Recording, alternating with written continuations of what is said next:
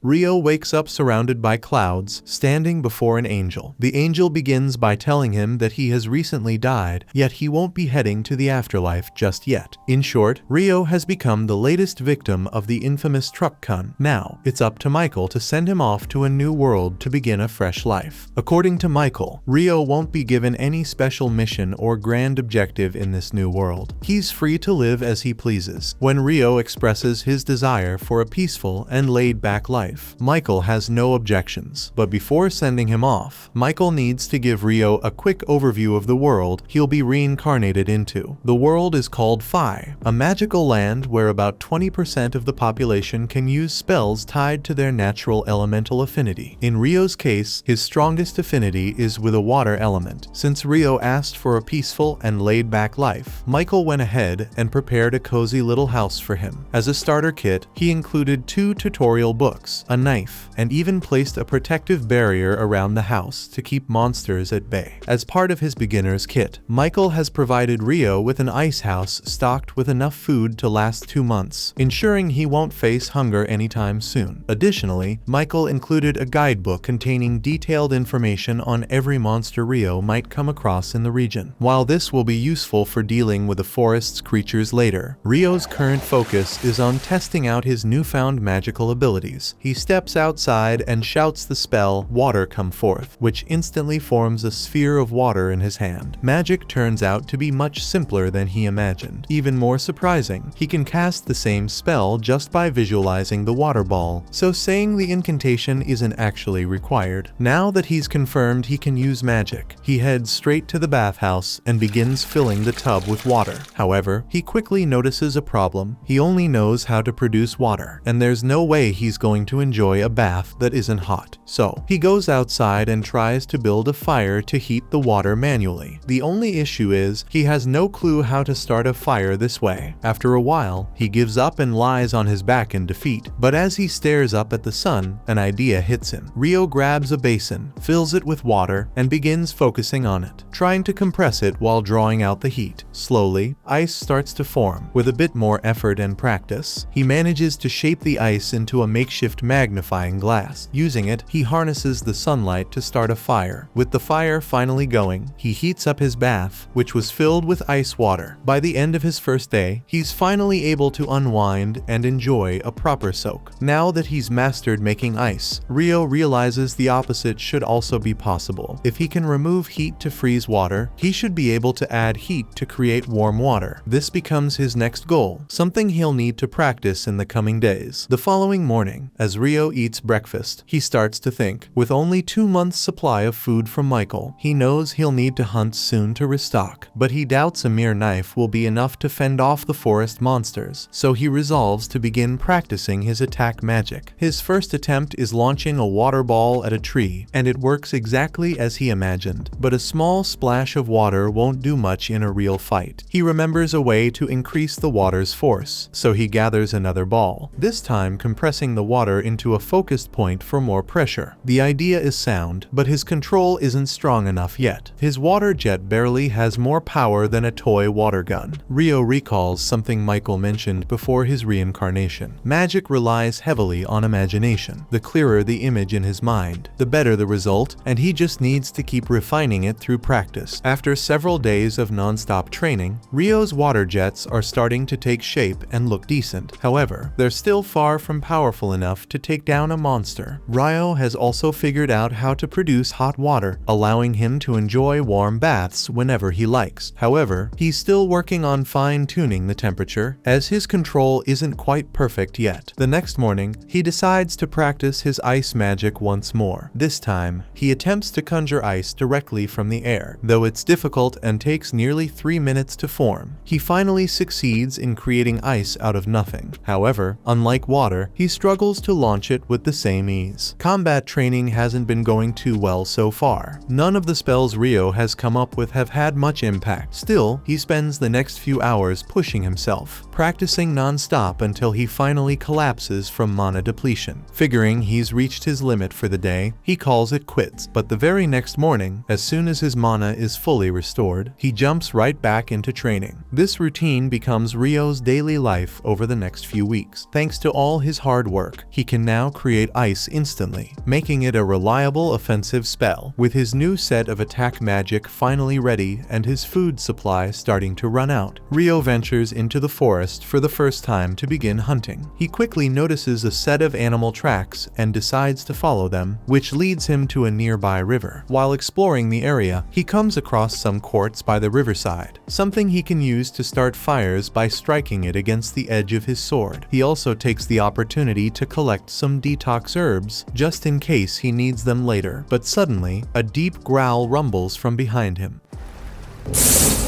When he turns around, he finds himself face to face with a lesser boar, and he freezes in place. The boar charges at Rio, but this is his first life or death battle, so he panics. At the last possible second, he snaps to his senses and leaps sideways, barely dodging the beast's rush. However, the boar isn't finished its turns, ready to attack again. Luckily, Rio's mind clears just in time. As the boar charges toward him, he swiftly creates an icy path beneath its hooves, causing it to slip. Without wasting a moment, he summons several sharp ice spikes directly in the boar's path, stabbing it and killing it instantly. After butchering the boar, Rio pulls out the monster guidebook to learn more about it. According to the book, the lesser boar is actually the weakest monster found in that forest. The guide itself is clearly intended for beginners, so most of the listed creatures are fairly simple. However, toward the end of the book, Rio notices 2 additional pages that stand out. They look like they might contain something important. One of the pages describes dragons, immensely powerful creatures capable of wiping out entire cities by themselves. The guide strongly advises fleeing immediately if he ever comes across one, as fighting it would be hopeless. That said, outrunning a dragon isn't likely either, so running into one is game over. Another page mentions mysterious beings called Akuma, apparently a type of fallen angel. However, the book offers very little information about them. The book's only advice is simple: if you ever encounter one, you're as good as dead. The following day, Rio heads out to hunt again. But while his guard is down, a giant assassin hawk swoops down from above and launches a surprise attack. The creature uses wind magic to slice through its prey with razor-sharp slashes. Rio has no choice but to run, quickly summoning ice shields to block the incoming blades of wind. He knows hawks are extremely dangerous opponents and would rather avoid a fight, but escaping isn't an option. That means his only choice now is to stand his ground and fight back. He lifts his hand and launches a stream of water jets, but the hawk skillfully evades the attack and dives at him, using wind magic to strike. Rio, however, reacts just in time, forming an ice shield that cuts the hawk across the eye and sends it crashing into the ground. Moments later, the hawk regains consciousness. Though it has permanently lost one eye, it takes to the skies to retreat, but before disappearing, it locks eyes with Rio one last time, etching his face into memory, because now it's personal. Rio lets out a sigh of relief, grateful to have made it out alive. Still, this is far from the peaceful life he had imagined for himself. During the chase with the hawk, he ran so deep into the forest that he ended up completely lost, wandering until well into the night. As he searches for a way back home, he unexpectedly stumbles upon a glowing lake. Right in the middle of it stands a Dullahan, and from the looks of it, the creature has already noticed him. Over time, Rio hones his skills through relentless training, mastering the art of hunting and preserving food with little difficulty. His water magic has grown significantly more powerful. He can now conjure razor-sharp ice sheets and slam them down in an instant. Even his water jets have reached new heights, slicing effortlessly through solid stone. At this point, his combat prowess has become formidable. However, ice magic isn't the only thing Rio has been practicing. Ever since his encounter with the Dullahan, he's ventured into the forest each night to battle it. Strangely, the monster guidebook never mentioned Dullahans. Either they aren't classified as monsters, or they're too advanced for a beginner's manual. Regardless, Rio remains determined to face it. He rushes in with his ice staff and starts swinging, treating the encounter more like a training session than a real battle after all. The Dullahan completely outmatches him in both power and technique. Rio does his best to defend himself, summoning ice shields to block the incoming blows, but despite his efforts, he's quickly overwhelmed and brought down within seconds. Though the Dullahan has never spoken a single word to him, Rio can't shake the feeling that it's taken on the role of a mentor, trying to mold him into something stronger. Suddenly, the Dullahan lifts its sword and channels water magic to lengthen the blade. Rio is taken aback to discover that it can use water magic too. After showing him how the technique works, the Dullahan hands the sword over to Rio and calmly steps out onto the lake. One day, while Rio is out hunting, he is ambushed by the same assassin hawk from their previous encounter. He doesn't remember it being black before. It must have evolved, pushing itself to grow stronger just for this moment of vengeance. The hawk swoops down at Rio, unleashing a barrage of wind slashes. In response, Rio quickly conjures 5 layers of ice walls for protection. But now that the hawk has evolved, its wind attacks are far more powerful, strong enough to shatter all of Rio's defenses in an instant. And now a wave of anxiety begins to creep over him. Rio sprints across the field, throwing up ice walls to shield himself from incoming strikes. When he spots an opening, he fires back with a volley of ice spikes, but the hawk easily evades them, surging forward with a sudden burst of speed, and that's not the only surprise it has in store. The hawk lets out a piercing screech at a frequency that disrupts Rio's magic, causing his ice shields to vanish and leaving him nearly unprotected. But the hawk isn't finished, yet it hovers menacingly in front of him, and Rio senses that a major attack is coming, though he can't predict when. Moments later, Rio can feel electricity in the air as a bolt of lightning is shot straight at him, and an attack like that would have been fatal. But luckily, he was able to use a stick as a lightning rod and jump away to save himself. As Rio struggles to shake off the lingering shock, the hawk swoops down, aiming to deliver a fatal strike with its sharp claws. At the last moment, Rio summons his ice blade and deflects the attack.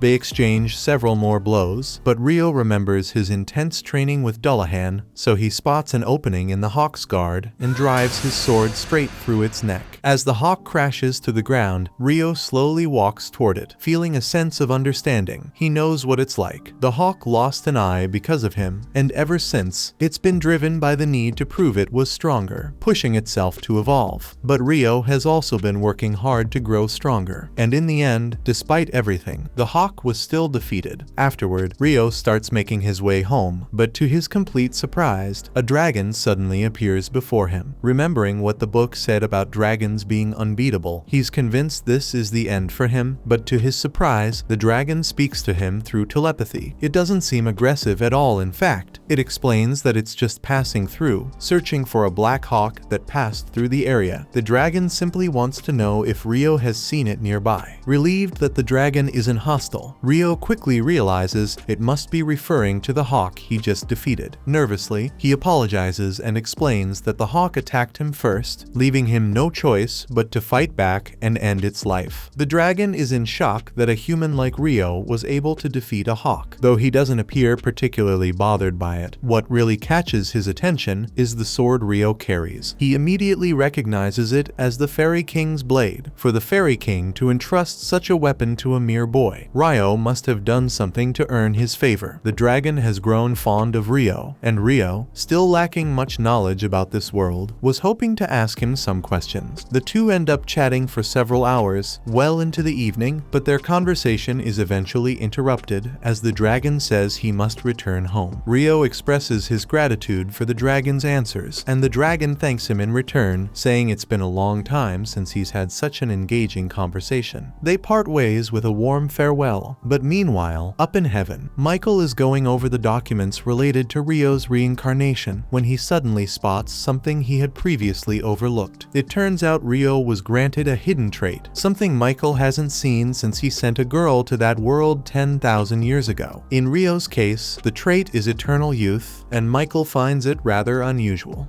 Rio heads to the beach, craving salt-grilled seafood, but he's shocked to see a giant shipwreck. He notices a man's dead body, which makes him feel sad, but then he suddenly hears another man's grunt, relieved and happy to realize someone is still alive. Abel remembers how the ship was destroyed by a giant sea monster, and when he wakes up, he's surprised to find himself alive. He looks around and sees his belongings placed next to the bed, so he grabs his sword and walks out of the house. Rio arrives and greets him. Abel is surprised that he couldn't sense him at all. Judging by the way Rio is dressed, he assumes Rio has nothing else to wear, but quickly realizes he shouldn't think poorly of the man who saved him. He introduces himself and thanks Rio for saving him, but Rio mentions that all he did was bring him home, so there's no need to thank him. He shares the sad news that, unfortunately, no one else survived. Abel realizes their bodies must have also washed ashore. He reveals that they were all smugglers, so Rio doesn't need to worry about them, but this shocks Rio. However, before Abel can say anything else, his stomach growls from hunger, so Rio invites him to lunch. While eating, Abel learns that Rio doesn't own any clothes, which surprises him, so he asks why he doesn't buy new clothes. But he soon realizes that since Rio has no money, he can't procure necessities. He thinks he might have offended Rio, but he mentions that there aren't any towns around here, so he can't just buy new clothes. Abel realizes he must have gotten the food by hunting, which impresses him, and he wonders if Rio used the knife to hunt. But Rio reveals that it's only for self-defense and cleaning whatever he catches, because he uses water magic for hunting. Abel is impressed because even in the central provinces, only about half of the population can use magic, and he is part of the ones who can't. Rio remembers Michael told him that the percentage of the magic users is 20%, but Abel is unable to understand his mumbling. So Rio says it's nothing. So Abel asks Rio to take him to the coast since he wishes to confirm something.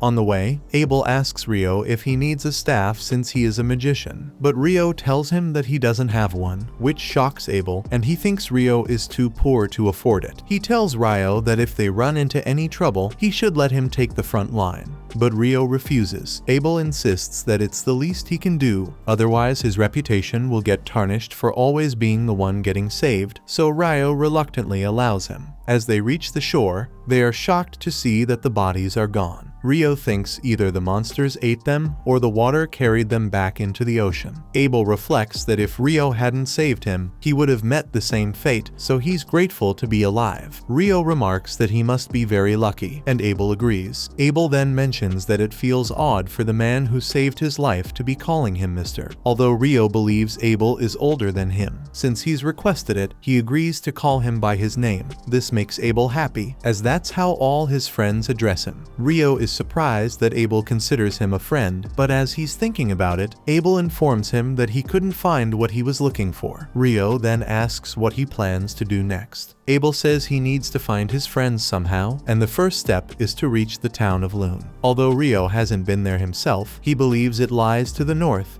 and that they'll need to trek across that side of the island. Abel then gets an idea and decides to recruit Rio as his guide. Rio agrees, on the condition that he gets at least one day to make his preparations. Rio realizes he won't be able to continue his dream of living a slow life. At night, when he tells Abel that he needs to bid farewell to someone, he is surprised since it's very late, but Rio mentions that the person is only available at this time. As he leaves, Abel remembers how he earlier said that no one else lived around there, but he thinks perhaps he wants to pay his respect to someone, and maybe he wasn't always alone on the island. But nonetheless, it's not his job to intervene in Rio's personal matters. Sometime later, we see that Rio has actually gone to bid farewell to the Dullahan, saying he will be leaving the forest of Rondo for a while, but he feels grateful for the training he has received that has enabled him to survive. He knows he will be away for a while, so he decides to use all his power in their last sparring session. Rio charges forward with full force, but the Dullahan easily deflects all his attacks, leaving him exhausted. Before leaving, the Dullahan gives him new clothes, which makes Rio very happy and promise to wear with pride. The next day, they finally begin their journey, and Rio wears his new outfit, which fits him perfectly. But on their way, they soon run into a lesser boar, so Abel tells him to stand behind him and observe. He charges at the boar and activates the combat skill called Total Impalement, which creates a hole in the boar's abdomen, and it dies on the spot, impressing Rio. He wonders what sort of skill it is, so Abel thinks a magician like him must have seen it for the first time, but it's very common for swordsmen and other people who use weapons to fight. The next morning, as they resume their journey, Abel hears a sound and they notice 2 lizards in the marsh. Abel thinks they'll be difficult to deal with in the water, so they decide to take another route to avoid them. As they move along the alternate path, Rio senses that the lizard folk are following them. He informs Abel, who realizes they have no other choice but to fight. Rio tells him that there are a lot of them, so he'll use his magic to take them out. Abel reminds him that he doesn't have his staff, but Rio simply chants a spell and kills them all with icicles, shocking Abel. Together, they take out all the lizard folk. After the fight, Abel asks Rio about the spell, noting that the wind magicians he knows can only cast a single spell per invocation. Rio suggests that maybe it's different for water magic. Before they resume their journey, Rio uses magic to summon water so they can stay hydrated. However, Abel notices that Rio used a different incantation than before, which makes Rio nervous, and he quickly changes the topic, saying Abel must be imagining things. After walking for a bit, Abel gives Rio a coin, and he's surprised to see it since it's his first time seeing this world's money. So Abel explains that it's a bronze florin used in the kingdom of Nightly, where Lune is located. He further explains that in the central provinces, each mints their own coins, but they all use the same denominations, and Nightly is one of the 3 major nations, with the other 2 being the Debuhi Empire and the Handelu Federation. Rio finds the name Debuhi a bit strange, so Abel wonders if he has a problem with the nation. Rio clarifies that he just finds the name a little unusual. He explains that a nation's name is very important to its people, since they have to introduce themselves everywhere as being from Debuhi, which does sound odd. Rio admits he wouldn't like to introduce himself like that, and Abel thinks he's overthinking it a bit. After some time, they finally get out of the forest, but as they are walking, Abel notices a rock moving, so he gets ready to attack. But Rio creates an ice wall, which blocks the rock.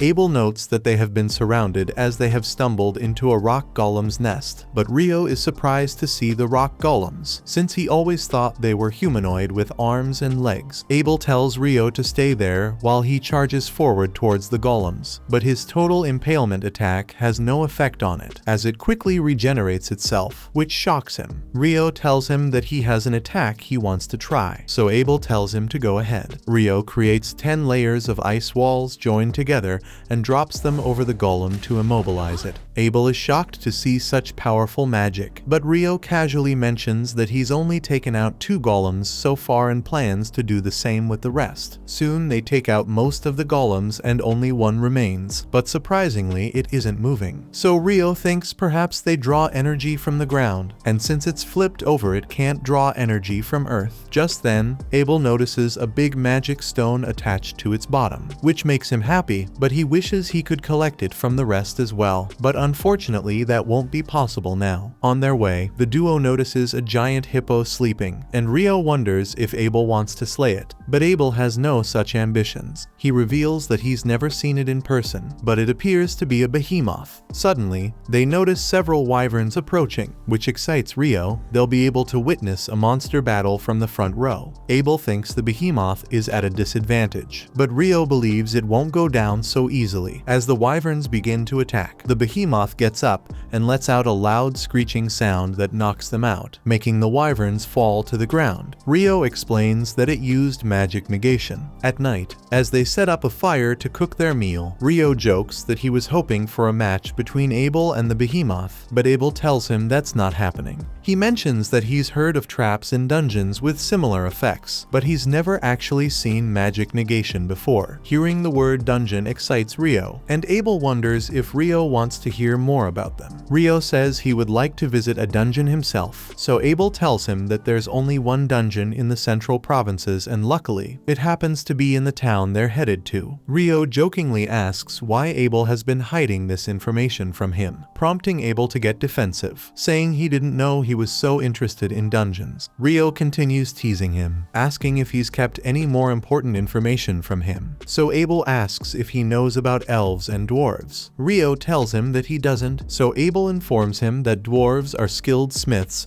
and they are good at fighting. Also, Lune has a few of them. He further explains that Lune only has one elf, while the rest are settled in the woods, which they never leave, so Rio thinks it's just the way he has pictured. scared. But Abel doesn't believe him since he has never been outside that island. The next day, Rio continues to lead the way and reveals that across the mountain, they'll find a human settlement. Abel wonders how he got this information, so Rio recalls how the dragon told him everything. He tells Abel that it's better if he doesn't know, and he calls his source of knowledge beyond humankind. As they walk, they suddenly sense something approaching from behind. In that moment, a giant griffon appears, leaving Abel in shock, who is frozen in fear. But Rio quickly takes some meat from his sack and throws it into the air, and the griffon grabs it and flies away. They're both relieved to have survived. Abel notes that he was completely stunned, while Rio admits they might not have made it if they had tried to fight it. Abel thinks they aren't built to fight such monsters, and he notes there aren't many reports of anyone running into behemoths or griffons for centuries, so he thinks something is wrong with this place. Rio finds it a bit rude, and he thinks maybe humans aren't looking hard enough, so Abel thinks perhaps these frozen mountains have been keeping them out of human territory. As they're walking, Rio suddenly remembers that the wyverns that attacked the behemoth came from the direction they're now traveling. Soon, they spot some wyverns feeding on their prey, and Abel notes that they can't fight them. It usually takes around 20 experienced adventurers to take down just one, and even then, there are often casualties. Rio thinks that even if they try to avoid them, they'll likely encounter more along the way, and they won't be able to avoid fighting forever. Rio wonders if it would be easier to fight the wyverns while they're on the ground, and Abel agrees, thinking he can use his sword more effectively that way. So Rio steps forward to engage them. He summons several ice spikes to stab the wyverns, and Abel follows up with his total impalement technique. However, the wyvern's screams attract more of their kind. Rio uses an ice attack from above to bring them down, and Abel quickly finishes them off. After the battle, they collect the magic stones. Abel admits he can't believe how easy it was, while Rio wonders if Abel was hoping for a life and death battle just to get his heart racing. Just then, another flock of wyverns is on the way. They both prepare to fight, knowing they have no choice but to defeat them in order to keep moving. After successfully taking them all down, they reach the top of the mountain and are overjoyed to see a human settlement on the other side. After defeating so many wyverns, Rio feels confident, and he believes he wouldn't mind if they came across more of them. But Abel finds this ridiculous because he thinks it would be best if they never ran into those dangerous creatures again. Abel admits that it was surprising how they managed to collect so many magic stones from the wyverns, but he suddenly stops talking as he realizes that they have traveled quite far north. Though Abel is completely clueless about where exactly they've ended up, Rio nervously hopes that they haven't accidentally entered the Debuhi Empire, but Abel quickly reassures that this isn't the case, since the empire is farther north. Rio is relieved, which makes Abel curious about why he seems to hate that place so much. Rio tells him that he has nothing personal against the empire, but he simply dislikes the name, which Abel finds rather odd. Just then, Rio notices a road cutting through the landscape, and Abel observes that it's running east to west, so he looks around carefully and recognizes the area. Rio finds him lost in thought and asks if everything is alright, so Abel explains that if they follow the road west, they will soon reach the town of Kailati. This news excites Rio because he really looks forward to sleeping in a proper bed, but Abel thought Rio wanted to fight even more wyverns. Rio quickly explains that those are two completely different things. Abel mentions that the food in the town of Kailati is delicious and insists Rio should definitely try it. This makes Rio even more excited to visit this new town. A while later, they arrive in Kailati and head to a nearby tavern. While they're sitting there, Abel suggests that Rio should register with the Adventurers Guild, but Rio has no idea what that means. Abel explains that guild registration will serve as his identification, allowing him to enter different towns and countries without paying any entry fees. Abel says that when they arrived in the city, he acted as Rio's guarantor and paid a silver coin as the entry fee, but Rio jokingly asks if it was part of a sneaky plan to make him a servant. Abel keeps trying to convince Rio to join the guild, explaining that they can sell magic stones and monster materials there for a good price. Otherwise, Rio would have to become an alchemist to use those things, which would be a huge hassle. Rio is surprised that they have alchemy in this world, but he's shocked even further when the waiter brings his plate of curry rice to their table. He thinks to himself that, in most Isekai stories, the protagonist has to travel a lot in order to find curry, but somehow it already exists in this world. Abel asks Rio what he's mumbling nibbling about. So Rio says it's nothing and takes the first bite, but it's so tasty that he can't stop himself from devouring it in seconds. Rio orders another plate and asks Abel if they have curry like this in Loon. Abel confirms that they do. He is glad that Rio enjoyed it, and he admits that it was quite tasty. Even the next day, as they leave the town, Rio continues to praise the curry they had the last night, and he asks Abel to spill the beans about the best desserts in town. Abel is caught off guard and doesn't know how to answer, so he just says he'll think about it. They continue their journey, and after spending a few days walking, they finally see the town of Loon from a distance. As they reach the city gates, the guard recognizes Abel and says everyone was worried since he'd been missing for months. Abel explains that he managed to safely return thanks to Rio. The guard excitedly shakes Rio's hand, grateful that he saved his friend. Abel then pays the entry fee, once again acting as his guarantor. The guard then asks if they will be heading straight to the guild and mentions that Abel's friends are currently out of town, but once they return, they will be shocked to see him. Once inside the city, Abel suggests they head straight to the guild to register Rio as an adventurer. Since Abel can help him rank up, Rio is curious and asks what that means. Abel explains that new adventurers usually start at rank F, but with the endorsement of a B rank or higher, they can start at rank E or even D. Rio quickly realizes that this means Abel must be above B rank, which makes him feel proud. While Abel gets shy and quickly changes the subject, Abel goes on to explain that higher ranks allow access to better quests, which also means better rewards. He recommends ranking up, though he adds that Rio probably won't need to worry about money anyway, since they will earn a lot by selling the Wyvern magic stones. Rio wonders if the magic stones are really that valuable, and Abel explains that they're actually quite rare. Selling them all at once could even crash the market, but he trusts the guild will know how to handle it. They finally arrive at the guild, where the receptionist, Nina, is shocked to see Abel that is still alive. Soon, all the adventurers gather around him, and Rio realizes that Abel is actually pretty popular. Rio thinks he should give them some space and steps outside the guild to enjoy the fresh air. Just then, an elf girl walks past him and notices Rio wearing the Fairy King's outfit. She mentions he must have impressed the Fairy King quite a lot. Rio is unable to answer properly, so she says she's in a hurry and perhaps they will meet again sometime and walks off. A short while later, Abel takes Rio back inside the guild, where he tells everyone that he survived only because of Rio, who will soon be registering as an adventurer. Abel hopes they will all look after him. Rio is happy to be the center of attention as the others praise him for saving Abel. Moving on, we see Rio's registration process, and Abel says he wishes to recommend him for D rank, but Nina is shocked, since this is the first time anyone from his party is recommending an adventurer. Abel says Rio is very talented, but Nina tells him that she has no problem with it, though according to the rules, they must present some kind of physical proof of strength. Abel says that he was hoping to speak to the guild master about it, so Nina goes to inform the guild master about their request while they wait in the meeting room. When Nina shares the good news, the guild master rushes over, eager to see Abel with his own eyes. He had been very worried about him. He then notices Rio and introduces himself as Huma Glass, the guild master of Loon. He thanks Rio, making him feel a bit awkward, and Rio simply says he was just in the right place at the right time. Abel tells Hugh that he wants to endorse Rio for a rank up, so Hugh asks about the required proof. Abel confidently assures him that Rio is actually stronger than he is. Abel shows him the magic stones, and Hugh realizes that their green color means they belong to wind elementals. Based on their size and vivid glow, he suspects they might be from wyverns, which Abel confirms. Hugh is shocked, finding it hard to believe they managed to collect so many, since fighting that many wyverns would normally require an entire army. He worries that if such monsters were to attack the city, it could be completely destroyed, but Abel reassures him there's no need for concern, as they encountered the creatures far to the south of the Malefic Mountains. Rio is surprised to hear the name, so Abel tells him that earlier, after they found the road to Kailati, he realized where they were. Hugh reveals that it is said no one has made it through those mountains alive, and even experienced adventurers don't go there unless they have a very compelling reason. Hugh can't believe they defeated all those wyverns by themselves, but now that he has seen the physical proof of Rio's abilities, he has no objections to the rank up request. Suddenly, Abel's party, the Crimson Sword, arrives at the guild. Abel goes to catch up with his old friends, while Rio heads off to finish the rest of the registration. registration process. As Rio enters the guild master's offices, he starts to wonder if he truly deserves the D rank. Hugh explains that while Abel is very gifted, even he can't take down a wyvern alone, so if Rio helped defeat several, he must be exceptionally talented. As Hugh pats Rio on the back to congratulate him, he's surprised by how strong Rio's body feels for a mage. Just then, Nina arrives with the paperwork and properly introduces herself before starting Rio's registration. She begins the short interview by asking his name and confirming that he's a mage. Then she asks about his magic element and he tells her it's water. When she asks where he lives, Rio explains that he just arrived in the city. Nina lets him know that for the first 300 days after joining the guild, he's allowed to stay in the guild's lodgings. Nina asks if he's ever been in a dungeon before, and he admits he hasn't. So she tells him about a monthly introductory dungeoneering course, which offers a full guide for new adventurers and tips on what to watch out for. When Nina asks if he's interested, Rio excitedly says yes. She lets him know the next course starts in 2 days and says she'll sign him up. Nina tells him to be at the meeting room on the 3rd floor at 9 o'clock that day. When Rio looks surprised, Nina adds that there's a clock in town to help him keep track of the time. With that, Nina wraps up the paperwork, but Rio gets confused when she says it's time to start the actual registration. She asks Rio to place his hand on a crystal, and the device instantly creates his guild card, which she then hands to him. Nina congratulates him on officially becoming a registered adventurer. As they leave, Hugh feels relaxed because he was really worried about Abel, since things looked quite grim in his absence. He thinks he would never want to experience that again, which makes him thank Rio even more because he saved them all. He remembers he hasn't informed someone about Abel's return, so he immediately grabs his communication device to make a call. Meanwhile, Abel takes Rio on a walk, and when Rio asks where they're going, Abel tells him they're off to get his rewards for helping him get back to the town. Abel mentions he wants to buy Rio some new clothes and a staff. Rio thanks him, but admits he doesn't understand why Abel keeps mentioning a staff. Abel explains it's because he is a magician, but Rio tells him he can cast magic without one, and he can also use his sword in close combat. Abel is shocked to hear that and asks about the sword, so Rio shows it to him. However, Abel thinks it looks more like a knife than a proper sword. He worries that he might have hurt Rio's feelings, but Rio doesn't mind at all. Instead, he asks for Abel's help since there are still many things he doesn't know about this world. Rio soon learns that a day here is 24 hours, a week has 7 days, and a month has 30 days, basically the same as on Earth. He's surprised to learn that clothing is also measured in centimeters. It feels like too much of a coincidence, and Rio starts to wonder if there might be some kind of connection. Maybe someone else was teleported to this world before him. That would explain why so many things are the same as his home planet. Abel then invites him to his party where Rio is the guest of honor, and he introduces Rio to everyone as his savior. The next morning, Nina walks with him and asks if he had fun last night. Rio says he did, but admits he's just a little exhausted. They soon arrive at the guild dorms, and as they enter the room, they see a guy doing push-ups. When he notices Nina, he gets flustered. She tells them that Rio will be their new roommate, and the two introduce themselves as Nils and Ito. After reminding Rio about his class, Nina leaves. Nils comments on how beautiful she is, while Ito says they should stop being so formal with each other. Just then, Nina returns with another newcomer who will also be joining them as a roommate. Ito thinks the new guy looks pretty young, and Ammon confirms he's just 16. Sadly, after losing his parents, becoming an adventurer was his only option to make a living. Nina tells Rio that Ammon will also be taking the basic dungeon course with him, so they should go together, which they both agree to. Meanwhile, Abel's friend Lynn can't believe that a mage could create a thick ice shield. She thinks they're usually too thin and can be shattered by something as simple as an air slash. She also insists that using it midair to attack an enemy is completely impossible, but Abel tells her that Rio did exactly that. Lynn explains that magic can typically only be conjured close to the caster, so none of it makes sense to her. Still, the priestess says that if Abel is saying all this, then it must be true. However, Lynn fears that if Rio were to ever turn against them, it would be a big issue, or if he joins the kingdom as an enemy. Abel assures them that it won't ever happen. When they ask how he can be so sure, he explains it's because Rio hates the kingdom's name. The next day, Rio is taking dungeon class. The instructor announces that they've finished their introductory lessons on dungeon exploration, dungeon. That afternoon, they will venture into the first floor of a real dungeon. Ammon appears quite nervous about this prospect, so Rio advises him not to put too much pressure on himself, otherwise he will exhaust his energy before they even begin their dungeon exploration. When the instructor asks if anyone has questions, Rio raises his hand and asks if there's a way to instantly travel to a dungeon layer you've already cleared. The question impresses the instructor, though he explains that only certain dungeons in the southern provinces have that feature. He adds that such dungeons don't exist in Lune, as far as he knows, since he's only heard about them through rumors. Ammon is impressed by Rio's knowledge and thinks it's no wonder he reached D rank, but Rio quickly changes the subject, saying he just heard it from someone else. In the afternoon, as the newbie adventurers prepare, they learn that the city is essentially built around the dungeon. They're told that every few years, the number of monsters inside increases drastically in an event known as the Great Tidal Bore. The instructor adds that during this time, some monsters can reach the surface, which is why they has double-layered walls for protection. Rio realizes that the outer wall is meant to protect the city from outside threats, while the inner wall defends against monsters from the dungeon. Ammon, already feeling nervous, thinks it sounds like a disaster waiting to happen, but the instructor reassures them that it only happens once every few years and insists there's nothing to worry about for now. As they enter the dungeon, Rio notices that Ammon still looks tense, so he tries to reassure him by saying they're all in this together, so there's nothing to worry about. The instructor tells them that there are no dangerous monsters on the first floor, so they're free to explore the starting area. As they walk a bit further, they spot something and stop. Rio tells Ammon that he'll hold it in place with his ice magic, and Ammon should take the chance to attack. They soon come across a soldier ant, and Rio remembers from the beginner's guide that the easiest way to kill it is by striking the base of its neck. He then fires 8 ice lances to pin the ant down and urges Ammon to go and finish it. Ammon rushes forward and, standing near the ant's neck, delivers a powerful strike that cuts it off, which makes him feel very confident in his abilities. He thanks Rio. In response, Rio tells him to collect the magic stone as a trophy from their first expedition. Ammon asks if that's allowed, and Rio explains that as adventurers, it's only natural to collect magic stones. They earn their living from the dungeon. After all, when they finally dig out the stone, both of them feel proud and happy with their success. That night, they return to the guild to celebrate their first dungeon visit and their first kill. Nils says he wishes they could have some alcohol, but Ito explains that the guild doesn't serve it, and they're not allowed to bring any from outside either. He thinks it's probably meant to discourage adventurers from drinking. Nils argues that the rules are too strict since they're just celebrating their achievement. Ito changes the subject, saying he's impressed they managed to defeat a soldier ant on their very first dungeon excursion. Ammon thinks they only succeeded because Rio pinned the ant down, giving him the chance to strike. But Rio praises Ammon's skill with the sword and tells him not to downplay his abilities. Nils is happy they managed to get the magic stone, while Ito asks what their plans are for tomorrow. Ammon says he wants to visit the dungeon again, but doesn't feel confident going alone, so he's unsure about it. Rio offers to go with him and suggests they try reaching the 3rd floor, which Ammon eagerly agrees to. Rio finds it odd that an ant showed up on the 1st floor, and Nils mentions that normally only bats are found there. Ito tells them that there have been reports of ants appearing on the 1st and 2nd floors over the past few months, which makes Rio wonder why they were there. Suddenly, Abel approaches from behind and joins the conversation, explaining that the ants can dig tunnels all the way up to the 1st floor. Rio thinks veteran adventurers shouldn't sneak up on rookies, especially since his friends look clearly startled, but Abel says he was just sharing some expert knowledge to help them feel more relaxed. Abel tells Rio's roommates that while Rio is strong, he has some personality issues, so they should look after him. Rio feels he shouldn't be bothering them like this. When they realize Abel is from the Crimson Sword, Nils quickly jumps up, proudly saying he's an F-rank swordsman, and that Abel is his hero. He asks if they can shake hands, and Abel happily agrees, filling Nils with joy. Abel then advises them not to push themselves too hard, reminding them that survival is every adventurer's top priority. Nils promises to remember that, but Rio can't help but wonder why Abel showed up so late at the guild hall. Abel explains that their last quest was tougher than expected and took longer to complete. He says they just got back, but then his party members show up and are surprised to see him there since they were supposed to report to the guild master. Abel makes an an excuse, saying he's just doing his duty by guiding the newbies, but his friend Warren picks him up and throws him over his shoulder. Abel calls out to Rio for help, but Rio says reporting the mission is important, and as the party leader, Abel should do his part. Abel doesn't like that response and jokingly calls Rio a traitor. Before leaving, Lynn walks up to Rio and silently stares at him for a few seconds without saying a word. A few minutes later, Rio's friends talk about how impressed they are by the Crimson Sword Party. As they praise Abel, Rio doesn't understand why they're so interested in him. Meanwhile, as Abel is being taken to the guild master, Rihia tells Lynn not to stare at people, thinking about how she was watching Rio, but Lynn replies that anyone would be curious after hearing Abel praise him. Abel then tells them not to worry, they'll soon see Rio's power for themselves. The others just think he's trying to act cool. The next morning, Ammon is excited to head back to the dungeon, but Rio reminds him to take it slow, there's no need to rush. Once inside, they quickly encounter monsters. Rio fires ice lances at them, while Ammon, feeling more confident, reacts quickly when a wolf lunges at him, slicing through its body with ease. Another wolf tries to sneak up on Ammon, but Rio hits it with more ice lances, giving Ammon the chance to finish it off. With each fight, Ammon grows more confident in his abilities. After they finish off all the wolves, Rio tells Ammon that his swordsmanship reminds him of Abel. Then he recalls that Ammon once mentioned his teacher was a former adventurer from his village. Ammon explains that his teacher's name is Kiro, and he trained at a well-known school in the capital. Rio says he believes Ammon has the potential to become a great swordsman like Abel. Ammon, in turn, is impressed that Rio, despite being a mage, seems so knowledgeable about swordsmanship. Rio explains that he used to train with a mentor, but since his style is original, he doesn't know if he's skilled in it. Rio asks Ammon if he's ready to continue exploring. Ammon says yes, but Rio thinks he should rest a bit longer since his fighting style still seems quite exhausting. He suggests that Ammon start running regularly to build up his stamina, and recalls how Abel used to train first thing in the morning. Rio adds that even the most talented fighters have to practice hard, which motivates Ammon to push himself even more. The next day, Rio heads to the library, hoping to learn more about alchemy. The receptionist hands him a few introductory books. One is a beginner's guide, and the other is a recipe book filled with useful information. After finishing the reading, Rio thinks he'll need his own copies if he wants to take alchemy seriously, though he wonders how much they might cost. Suddenly, the entire town goes dark as an eclipse covers the sky, but something feels off, like the whole world has shifted. Rio senses someone behind him and quickly summons multiple layers of ice walls, just in time to block a fire attack from an unknown enemy. As the dust settles, Rio sees a demon girl. The demon seems surprised that a human got caught up in this, though she casually adds that it doesn't matter, she's going to kill him soon anyway. From the power behind her attack, Rio realizes she's an Akuma. He knows he should run, but he isn't sure if escaping is even possible in a situation like this. The Akuma girl forms a massive ball of fire, and Rio quickly summons multiple ice walls again. However, he notices they aren't holding up as well as before. She blasts a hole through the wall and fires a wind bullet at him, but Rio manages to dodge, avoiding a direct hit to the heart. She's surprised he was able to block her hellfire, and even more shocked when he dispels her wind lance. Then she notices the robe he's wearing and realizes it came from the Fairy King. Annoyed, she decides she'll have to get her hands dirty and fight him up close. The Akuma charges in to finish him off, but Rio isn't ready to give up. He draws his sword and begins blocking her strikes with determination. She mocks him for being too slow, so he follows up with ice attacks, but she dodges them with ease. Rio quickly realizes she's using wind magic to move at such high speed. She suddenly jumps into the air and launches a powerful attack, but Rio manages to block it just in time with his sword. Rio thinks that as long as he stays on the defensive, she won't be able to land a hit. He also feels that her strikes are nothing compared to the harsh training he endured with the Dullahan. The Akuma notices he's wielding the Fairy King's sword too, and starts to question what he really is. She begins forming a fire attack, but Rio dispels it with an ice lance before she can launch it. Shocked by his speed, she wonders how he's casting so quickly and calls him a monster with incredible abilities. She realizes how dangerous he is and charges at him with full force, but Rio dispels all her attacks and pushes her back before launching massive ice spikes in her direction. In response, she uses raw power to create 2 concrete walls from the ground, blocking all of his attacks effectively. Just as the Akuma girl thinks she's completely safe, Rio launches a surprise attack from above, injuring her shoulder and cheek. He rushes in to press the advantage, but quickly realizes she's already healed from the damage. While he's momentarily distracted, she sends him flying into a nearby building. The Akuma girl believes she's won the fight, but suddenly, water droplets begin to fall from the sky. As soon as they touch her, they start burning her skin, and she screams in pain. Enraged, she unleashes a massive wave of bloodlust. But fortunately for Rio, the eclipse ends just in time. She introduces herself as Leonore, but Rio already knows she's an Akuma. She's surprised he's aware of her kind's existence, which means she should have killed him, but she knows it's impossible to defeat him within the time limit. Leonore tells him she enjoyed the fight and looks forward to seeing him again, but Rio doesn't feel the same. Still, Leonore insists they'll meet again because of how strong he is. Even if she can't return, he might encounter others like her. This leaves Rio intrigued, realizing there are more Akumas in the world. Before leaving, she warns him not to get himself killed because now his life belongs to her. Leonore also hopes to be stronger the next time they meet, then suddenly vanishes from sight. Rio feels glad to be alive and believes it's all because of this robe. Otherwise, there would be a hole on his shoulder. He decides his next step is to buy those books, so he heads off to withdraw some money from his account. After withdrawing money from his account, Rio feels happy, realizing he's quite rich from selling those wyvern stones to the guild. He thinks he won't have to worry about making a living anymore, but when he returns to their room, he finds no one there waiting for him. He decides to head to the bookstore to buy the alchemy books, but on the way, he suddenly spots some adventurers bullying his friends in the street. Rio hears the leader telling Rio's group they should always be ready for an attack, since monsters don't give warnings. But before he can finish his point, Rio knocks the bullies out with precise ice magic. Their leader, Dan, gets angry and tries to punch Rio, but Rio easily dodges and hits him with the handle of his sword, hitting him so hard he ends up vomiting. Then Rio gives his friends magic potions to help them heal quickly. Still, he notes that they must be exhausted and suggests they all go to the hot springs to recover. Later at the hot spring, Ito heals his shoulder injury using healing magic. Ito is surprised that Rio was hurt despite being so strong in battle. Ammon asks what Rio was fighting earlier, but Rio avoids the question, saying he'll tell them another time when he's ready. The next day, Rio's friends head to the dungeon, and together they manage to defeat several monsters. But Ammon gets wounded fighting the goblins, so Ito uses lesser heal to cure his wounds. Ammon thanks him, and Nils thinks it was a close call because they narrowly survived. So Ito adds that goblin archers shouldn't be on the 5th floor. Nils suggests they should call it a day and head back to the surface while splitting their winnings 3-way as usual, which surprises Ammon that they are already leaving. Nils says they shouldn't push their luck any further. His motto is that survival is their top priority, which makes Ito wonder if he got that from Abel. Nils argues that it's only logical to prioritize their lives, and everyone agrees. Ammon then thinks that if Rio had come with them, things would have been much easier. But Ito points out that a party is usually made up of members with similar skill levels, and they're no match for him. Outside the dungeon, Rio thinks he needs to improve his skills and turn his weaknesses into strengths. He has no other choice. He also recalls Leonore's incredible speed during their fight and suspects she used wind magic to close the distance, which makes him a bit jealous. Still, he reminds himself there's no point chasing what he can't have. Instead, he should focus on what he can do. He wonders if there is a way to move quickly using water magic, and the first spell that comes to his mind is Water Jet. He remembers that he has used it underwater to surface before, but so far he hasn't used it on land, so he decides to test it. Rio creates a thick layer of ice on the ground and tries to imagine ice coming from all points in his back to propel him forward. He creates a total of 256 water jets behind him, but he isn't successful, leaving him disappointed. However, he reassures himself that it's a work in progress, and the next time he will try with over 1,000 water jets. He decides to visit the library library to read more on akumas and alchemy. Meanwhile, Lin reads through the forbidden spellbooks but can't find any information on the spells Abel said Rio could use. She thinks it's impossible to create a thick ice wall in mid-air or ice spears strong enough to pierce a wyvern's defenses. The only explanation she can think of is that they're original spells, but in her mind, only the Empire's Inferno magician is capable of creating something like that. Syrah arrives and is surprised to see Lin there. Lin says she was looking for something but unfortunately didn't find it. Curious, Lin asks if she was away on a quest. Syrah replies that she went on a mission to the royal capital and tells Lin she should go now. The envoy is waiting for her. Meanwhile, Nil struggles to talk to Nina. She comments that they came back rather quickly, so Ito explains about the archer goblins on the 5th floor. When Nina sees the magic stones, she realizes they're telling the truth and quickly rushes off to inform the guild master. She thanks them for sharing such important information. Nina informs Hugh about the recent discovery, and he notes that those monsters aren't supposed to appear until after the 10th floor, so it's a serious warning sign. He asks if there are any B-rank parties currently in town. Nina tells him that both the Crimson Sword and the White Brigade are around. Hugh asks if the brigade's main force, led by Phelps, is present. She confirms they returned from an excursion 2 days ago, so they should be in town. Hugh then tells her to summon both groups. He'll meet them in his office. A short while later, Abel hears that the White Brigade is coming too, and he's not happy about it since he doesn't know how to deal with them. But Rihia points out that he's known them for a while now, so he should understand them well enough. Lin thinks Abel is always whining and tells him he should learn from Warren. When they arrive at Hugh's office, they see the White Brigade is already there, and Phelps greets Abel. Abel returns the greeting with his usual response. Hugh thanks everyone and assumes Nina has already filled them in, but he repeats the key point: goblin archers have been spotted on the dungeon's 5th floor. Abel asks how reliable the information is, and Hugh says it's 100% confirmed. The adventurers who saw it brought back the magic stones as proof. Phelps then asks what they're expected to do, and Hugh explains that he wants them to enter the dungeon and check for any signs of a dungeon stampede, which refers to the explosive growth in monster population. Hugh explains that it's been 10 years since the last one, so they're likely due for another soon. Rihia believes the appearance of goblin archers on the 5th floor could be an early warning sign. Hugh then adds that they'll be paid 100 gold coins up front and 200 more upon completion. Abel asks if their only job is to confirm whether it's really happening. Hugh explains that if it is, they must immediately return to the surface so the dungeon entrance can be abandoned and double walls set up in a joint effort between the guild and the regional knights. He adds that he's already informed the local lord about the quest and shared the defense plans. Abel thinks that's a lot of preparation. Abel figures that Hugh must truly believe the dungeon stampede has already begun if he's making such detailed plans. Hugh agrees, saying it's better to be over-prepared. If it's really happening, they'll need every available force. He tells them to be ready, as they'll head out tomorrow morning. He's already issued a notice closing the dungeon to other adventurers. Finally, Hugh asks if they're willing to accept the quest, and both parties eagerly accept the challenge. The next morning, at the guild dorms, Rio gets ready to head out, and the others wonder where he's going so early. Rio says he's heard the Northside Library is very advanced, so he plans to study alchemy and secretly hopes to find more information about akumas. Ito mentions that only D-rank adventurers are allowed there, but Rio is already prepared for that. Ammon then wonders if the rumors are true about the library having forbidden texts. However, Ito points out that Rio needs to be B-rank to gain access, which leaves him a bit disappointed, but Nils encourages him, saying he'll qualify soon enough. The others also start getting ready to head to the dungeon and wish Rio luck before he leaves. A little while later, Rio arrives at the library. He thinks the southern one was bigger, but he likes the atmosphere here. Suddenly, he spots the elf girl he met in the city a few days ago. Meanwhile, both parties arrive at the dungeon entrance. Abel notices that the White Brigade has only half as many members, so Phelps explains they only brought C-rank adventurers or higher. When the guild master asks if they're ready to open the gate, Abel stops him. He has a bad feeling. He then tells Lin to use her wind magic to scan the 1st floor. Lin uses her magic to scan the area and sees over 100 monsters just on the 1st floor. They realize the dungeon stampede has already begun. Hugh immediately orders his men to alert the knights and close the city gates, as the monsters will be coming out any second now. At the guild, Nils, Ito, and Ammon notice that the dungeon is closed for the day and wonder if it's connected to yesterday's issue. Just then, a messenger arrives and announces that the dungeon stampede has begun. According to emergency protocol, all adventurers must head to the walls to help stop the monsters. Meanwhile, Rio meets the elf girl, who introduces herself as Syrah. She asks what brought him there, and Rio says he wants to study alchemy, which she finds fascinating. He explains that he hopes to create a golem, which impresses her even more since it's a very difficult task. Unfortunately, Syrah doesn't know of any books specifically about golemcraft, but she says there are some that could help him learn the basics. Syrah tells Rio to follow her and asks if he likes reading. He says he loves it but hasn't been around books in a long time. Syrah jokes that he makes it sound like it's been decades. Rio then asks if she's an elf, which she confirms, adding that she's also an adventurer in a B-rank party called Wind, though she's the only member. That reminds Rio of what Abel said about there being only one elf in town. Syrah mentions that it's unusual for an elf to live in a human settlement, but she's glad she did because it led her to meet him. She then takes Rio to the section where he might find books on golemcraft. Meanwhile, the city gates close as they try to seal off all access to the dungeon. Realizing the monsters are coming, everyone takes their positions. Suddenly, the dungeon door breaks as a horde goblins go outside. Hugh quickly orders everyone to launch long-range attacks to weaken them before they get too close. They manage to hold off the goblins just long enough for Margrave Loon's knights to arrive, which gives everyone some relief. Hugh is glad he met with Commander Neville yesterday, but even so, the number of goblins is far greater than during the last stampede 10 years ago. Hugh grows more worried as the goblins keep coming out of the dungeon, slowly wearing down the adventurers and knights. Phelps tells his team to brace for a long battle, especially since they're only facing goblins so far. Abel and his team are fully prepared. He tells Lynn to conserve her mana, but also says that if she has any powerful spell that could help turn the tide, she shouldn't hesitate to use it. They soon run out of arrows, but fortunately, other adventurers arrive with more from all the weapon stores in town. Nils tells Abel he has a message from the guild master. A bigger threat is likely on the way, and he wants the Crimson Sword to be ready to handle it. Ammon helps distribute the arrows, while Ito focuses on healing the injured adventurers. After they finally defeat most of the goblins, Hugh tells everyone it's time to descend from the wall, and they follow his order, ready to go on the offensive. Lynn uses her wind magic to help them land safely, while a girl named Shenna creates a clay wall to block off the goblins. Abel and Phelps leap over the wall and swiftly take down the goblins, showing off their superior skills. They soon come across a huge goblin and realize it's the goblin general. Phelps thinks the battle will be over once they defeat it, but Abel notices there are 3 generals, which means the Goblin King must be nearby. Abel quickly comes up with a strategy. He and Phelps will each take on 1 goblin, while Rihia and Shenna handle the 3rd. They need to be quick so they can finish before the Goblin King shows up. They bravely face the challenge, but just as they're fighting the generals, Abel suddenly senses something and shouts for everyone to duck. A powerful air slash strikes them, and Abel realizes the Goblin King was willing to sacrifice his own generals to kill them. Watching the battle, Hugh thinks that only Abel's magic sword and Phelps's spear can defeat the king, but even with those weapons, they seem to be struggling against such a formidable opponent with so much raw power. As Phelps gets pushed back, he thinks things don't look good for them, but Abel suddenly steps in front of him and charges at the Goblin King using his perfect shadow technique. He then activates his total impalement technique and stabs the king in the chest. However, even after being pierced by the sword, the Goblin King doesn't go down, shocking everyone. Abel remarks that he didn't expect it to be that easy. Abel calls out to Lynn, and she unleashes her magic spell, Bullet Rain, which finally takes down the Goblin King. Everyone is relieved they succeeded. Phelps realizes Lynn had been preparing her ultimate move the entire time, and Abel explains that it's a powerful spell, but it requires a long incantation. Meanwhile, deeper inside the dungeon, something even more terrifying is sealed behind a door. As Rio returns to the guild, he notices the hall filled with adventurers all celebrating something, so he wonders what that's about. Meanwhile, Hugh wishes he could also drink and relax because he still has lots of paperwork to handle. He notes that on top of everything, the researchers from the royal capital capital will be arriving soon to conduct research on the recent incident. And although the dungeon will be closed for a month, he believes the aftermath of the attack will be much worse. A while later, Rio meets his friends, who explain the situation to him. He finally understands why they're drinking alcohol, even though it's normally not allowed in the guild. Nils excitedly tells Rio about Abel's expert swordsmanship and how he defeated the Goblin King thrusting his sword while signaling Lynn to unleash her ultimate spell. Ito adds that it was actually Bullet Rain, and it's supposed to be one of the most powerful wind spells there are. So Ito also joins the discussion by saying that only Abel was able to dodge it, but he wonders how he did that. Just then, Abel arrives, and he tells them that he used the sword skill Perfect Shadow, which is a technique for dodging any kind of ranged attack, including magic. Nils praises Abel for his heroic performance earlier, but Abel insists Nils was also great in his supporting role. Rio finds the name Perfect Shadow rather strange, and Abel had already expected him to say something like that. Their conversation is cut short by the sudden arrival of Lynn and Rihia. The girls tease Abel, saying they already expected him to be with Rio since he seems to be his favorite person, though Rio suspects they might be a bit jealous. Lynn asks Rio if he can really create ice walls in midair. He confirms he can, up to about 40 meters above the ground, which surprises her. Rio reassures her that it's not easy, it took a lot of practice. Lynn remarks that most people can't do it and asks if it's an original spell. Rio is unsure, so she rephrases, explaining that most magic is cast by reciting existing incantations. Rio explains that incantations are a matter of personal preference and vary from person to person, but Lynn still doesn't quite understand. Nils then reminds Rio the food will be gone if they keep talking, so Rio excuses himself. Abel explains that, according to Rio, incantations are used mainly for show,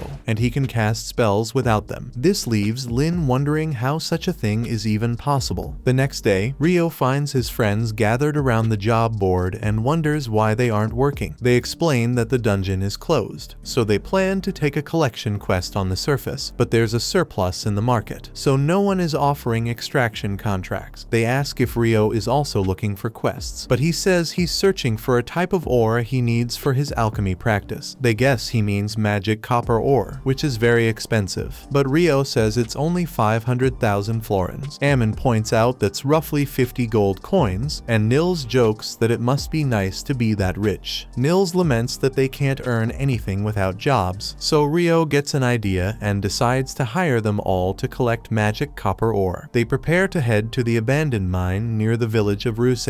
About half a day's walk away, Rio offers each of them 4 gold coins, regardless of how much they collect, and an additional 25 gold coins for every piece of magic copper ore they find. His only condition is that they avoid unnecessary danger and return safely. Nils asks if Rio is really sure about this, but Rio points out that 37 gold coins is still less than what he'd pay for the ore in town. However, since it's not a guild job, they won't receive any credit for it. They all happily accept the mission, and Rio returns to his room only to hear some commotion outside. He looks outside and is surprised to see some soldiers bullying a girl, and even more surprised that the one trying to protect her is none other than Dan, the same person Rio had taught a lesson to not long ago. As the knights try to take the girl away, Dan pulls her back and pushes them away. One soldier prepares to strike him, but surprisingly loses his balance and falls. Dan himself seems unsure of what just happened. The knight tries to attack again, but the same thing happens. He ends up on the ground once more. They wonder what's happening. Just then, Phelps suddenly arrives and demands to know what the knights are doing. They tell him not to interfere since he's just an adventurer, but he replies that he's also a nobleman, introducing himself as the heir to House Heinlein, realizing he's the son of the former commander of the Royal Knights. The soldiers are frightened and quickly flee. Phelps praises Dan for his bravery and tells him to take the girl to her friends. He then turns to Rio and asks if he's the one Abel has been praising so highly, introducing himself as the captain of the White Brigade. Phelps says Abel had told him about Rio, but after seeing his magic firsthand, he's certain Rio is truly talented. Rio feels nervous, so Phelps remarks that the knight must have simply slipped, trying not to reveal Rio's powers since he likely wants to keep them hidden. Phelps adds that during their recent mission, Abel was certain it would have been much easier to handle the great tidal bore if Rio had been there. They are then interrupted by Phelps' companion, who reminds reminds him they're running late. Before leaving, Phelps thanks Rio again for dealing with the knights. As they walk away, Rio notes how strong they are, but wonders why the son of a marquess is working as an adventurer. Later that night, while Rio is enjoying his dinner, Abel interrupts him and asks why he's sitting alone. Rio jokes that he won't pay Abel's bill and that Abel should be treating him instead since he's the senior, but Abel knows how much money Rio has and refuses. When the chef asks what they'd like, Abel orders the daily special. Rio then asks why Abel is alone, teasing that he must be planning to visit the red light district later, catching Abel off guard. When Abel gets defensive, Rio asks if he has a special girl and if it's Lynn, but Abel says she likes Warren, then realizes he said more than he should. Rio remarks it's an unusual pair, but admits love comes in all shapes and sizes. He then asks if Abel is interested in Regia, but Abel quickly denies it. Rio teases him for reacting like a middle schooler, a term Abel doesn't understand. When Rio again asks why he's alone, Abel decides to take him along. They head to the market, where Abel tells Rio that one of the investigators sent to Loon is an old acquaintance of his. The investigator is guarded by royal knights, but a few of them are corrupt and have slipped away tonight. Abel's task is to track them down before they cause any trouble. Rio suddenly stops Abel, pointing out some hooded adventurers he doesn't recognize from Abel's welcome party. Abel assumes they're here for dungeon exploration, but Rio reminds him the dungeon is closed. They follow the men into an alley where a hooded man tries to launch a sneak attack on Rio. He blocks it easily and quickly takes them all down with a couple of ice blocks from above. Rio finds them disappointing, expecting more of a challenge. While Abel notices an alchemy box, Rio gets excited, but Abel tells him it's for investigation. Abel learns that the men are actually C-rank adventurers from Jaclair, the capital of Handaliu, and wonders what they were doing there. He decides to hand them over to the city guards. Rio jokes that this is a rare accomplishment for him, but Abel says it's nothing new. Rio then asks if bragging about his adventures to everyone at the party counts as one, prompting Abel to ask how he even knows about that. Meanwhile, as Phelps is walking, the knights from earlier try to attack him in revenge. However, they are intercepted by Shenna, who incinerates them with her fire magic, leaving no trace behind, leaving Phelps impressed. Later, a group of men arrives in town and meets with Hugh, who isn't pleased when they ask him to reopen the dungeon for their investigation and to provide adventurers for their protection. One of the men, Clive Staples, explains that His Majesty has appointed Earl Harold Lawrence, the Minister of Domestic Affairs, as the new head of their research expedition, giving them full authority over the team while they're in the field. However, Hugh reminds them that some requests simply aren't realistic. Clive again emphasizes what it means to have complete authority, but Hugh thinks they've forgotten the meaning of unreasonable. Their leader apologizes for the food situation and says he'll arrange for supplies to be brought in from neighboring towns, but Clive insists the dungeon must be reopened. Hugh pauses for a moment, then agrees, on the condition that if anything happens to his town or its adventurers, the guild will not be held responsible. He firmly adds that if they can't accept that, the dungeon will remain closed. The man agrees. Earl remarks that they can hire adventurers at a good rate, but Hugh tells him it depends on the adventurers themselves. Before they begin the dungeon exploration, Hugh warns them that there are no records of the dungeon's condition after a great tidal bore, so they should proceed with caution. Meanwhile, Rio visits the place where Abel's party stays and thinks their cafeteria must be nice. Before he can go in, a girl approaches and asks about the guild, saying she needs to deliver an important letter there. Rio plans to eat first, but the girl insists. A little later, Rio takes her inside and she hands the letter to Abel, saying it's from Professor Hilarion. Abel reads it and finds that the professor wants him to support the court magicians in their dungeon investigation. Rio asks if the dungeon isn't closed, so Abel explains about the investigation party, a worried look on his face. When Rio asks if something is bothering him, Abel tells him about an A-rank party that never returned, and it wasn't just any A-rank party. Their leader was said to be a superhuman on the verge of S-rank. This means they have no idea what happens inside the dungeon after a great tidal bore. Rio thinks the smart choice would be to stay safe, then excuses himself to have his meal. While the girl thanks him for guiding her, Regia asks her name, and she introduces herself as Natalie Schwarzkopf. Lynn recognizes her family as the famous water magicians, but Natalie says she's not that impressive. Lynn then asks if Natalie has heard of a spell that can conjure an ice wall some distance from the caster, but Natalie apparently hasn't heard of it either. Abel wonders why Lin is so obsessed with Rio's abilities, but Lin protests, saying any magician would be interested in learning a spell like that. Just then, Natalie interrupts to ask if magic like that actually exists, so they tell her that Rio is capable of doing it. On that note, Abel tells them that if they ever fought Rio, not even the four of them together could defeat him, so they might as well give up. Besides, Rio isn't the type to kill anyone. He also advises Natalie that if she ever needs help and they're not available, she can ask Rio, who can usually be found in the guild's room number 10 or in the library. The next morning, Abel meets the team of investigators, while Hilarion explains that this magic device is used to trace mana left in the environment. Anything it detects will be reported to the analysis team in the tent. Abel shows great interest. Hilarion asks if he's begun to like alchemy, but Abel says it's actually his friend who's interested in the subject. This surprises the old man, as he never imagined Abel to be the type who had friends. On the other hand, Rio's friends return with the ore he had requested, so he rewards them generously, making them really happy. Ito notes that the dungeon is surprisingly opened once again, but Rio adds that it's only for D rank and above adventurers. Meanwhile, Abel's team keeps moving deeper. After 3 days, they reach the 7th floor without encountering any monsters. Hilarion explains that the analysis team on the surface is reviewing their readings, but they haven't found anything unusual yet. Abel thinks they'll need to go deeper. Just then, he notices the researchers from the Royal Central University are in some hurry, so Rio remarks that they're assuming the monsters from the Great Tidal came from below the 38th level. The next day, Hugh explains that E and F rank parties can't enter the dungeon, but they can take on alternate work by transporting food from other towns, which will require security. He adds that the White Brigade is already involved, but they could use more volunteers. Rio then asks about the color of the stones collected during the Great Tidal Bore, and Hugh tells him they were pale, which surprises him. Meanwhile, the exploration team discovers a strange door in the dungeon. One of the investigators mentions that it might be connected to another place. Clive is thrilled that his team was the first to find this gate, so he orders everyone to set up the equipment and begin examining it immediately. They quickly get everything in place, but as soon as the magic tool touches the dark gate, everyone vanishes from there. In the very next moment, they all find themselves surrounded by a dark abyss. Abel quickly calls out to his comrades, asking if they're all right, and they confirm. He then walks over to Harold and asks him what's going on. Harold replies, saying they've been relocated. At the same time, Clive and his team have been transported somewhere else in the dark abyss as well. Considering their situation, Clive immediately orders the other adventurers to quit standing around and start examining their surroundings at once. They need to stay very cautious, because they never know what might appear. While the others are checking the area, one of the adventurers approaches Clive and asks him to explain what just happened. Clive answers that he can't say for sure, but it's most likely they were teleported to this strange place. That's why gathering information about their surroundings is so important right now. Clive believes the gate is most likely responsible for this. Their previous theory claimed that the monsters from the Great Tidal Bore came from below the 38th layer of the dungeon, but with the way things are unfolding now, that theory has clearly been proven wrong. He believes there's a strong chance that the gate itself was the true source of it all. However, as Clive thinks about it for a moment, he realizes this might actually turn out to be a good thing. Discovering the real root of the Tidal Bore would be an excellent finding, especially because it directly contradicts the current prevailing theory. Clive smirks as he realizes that if he can make any vital discoveries during this investigation, it might be enough to get him promoted to department head. Just then, one of the adventurers calls out to Clive, pointing behind him and saying he hears something coming from that direction.